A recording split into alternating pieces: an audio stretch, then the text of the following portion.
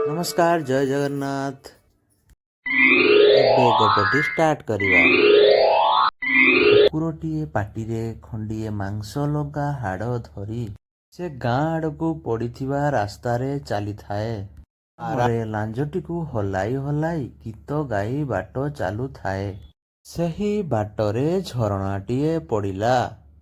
କିନ୍ତୁ ଝରଣା ପାରି ହେବା ପାଇଁ କୌଣସି ରାସ୍ତା ନଥାଏ। ସେଥିପାଇଁ ଲୋକେ ଝରଣା ପାରି ହେବା ପାଇଁ ତା ଉପରେ କାଠଗଡ଼ିଟିଏ ପକେଇଥାନ୍ତି। କୁକୁରଟି ତା ଉପର ଦେଇ ଝରଣା ପାରି ହେବାକୁ ଲାଗିଲା। ଏପଟେ ମୁଣ୍ଡ ଉପରେ ଖରା।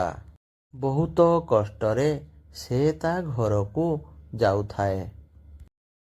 ମୁଣ୍ଡ ଉପରେ ଖରା ଥିବାରୁ ତାର ଛାଇ ଝରଣା ପାଣିରେ ପଡ଼ୁଥାଏ। କିଛି ସମୟ ପରେ ସେ ପାଣିରେ ନିଜ ଛାଇକୁ ଦେଖି ଆଉ ଗୋଟିଏ କୁକୁର ବୋଲି ଭାବିଲା। ଛାଇ କୁକୁରର ପାଟିରେ ଖଣ୍ଡେ ମାଂସ ଲଗା ହାଡ଼ ଥିବା ପରି ସେ ଦେଖିଲା। ତାକୁ ଦେଖି କୁକୁରର ଲୋଭ ଆସିଲା। ସେ ଆଉ ଖଣ୍ଡିଏ ମାଂସ ଲଗା ହାଡ଼ କିପରି ଖାଇବ ବୋଲି ଭାବିଲା।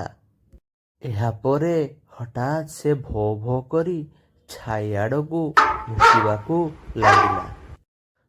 ଭୁଲି ଯାଇଥିଲା ଯେ ତା ପାଟିରେ ଗୋଟିଏ ମାଂସ ଲଗା ହାଡ଼ ଅଛି।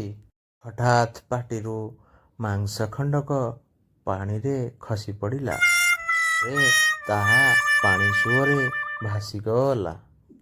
ଲୋଭୀ କୁକୁରର ଛାଇ ମାଂସ ଲୋଭରେ ଅସଲ ମାଂସକୁ ମଧ୍ୟ ହରାଇ ଦେଲା। ହ୍ୟାଲୋ ଫ୍ରେଣ୍ଡସ୍, ଏମିତି ଓଡ଼ିଆ ଗପ ଶୁଣିବା ପାଇଁ ନିରୁ ବିଟୁ 2020 ଚ୍ୟାନେଲକୁ ସବସ୍କ୍ରାଇବ୍ କରିନିଅନ୍ତୁ। ନମସ୍କାର, ଧନ୍ୟବାଦ।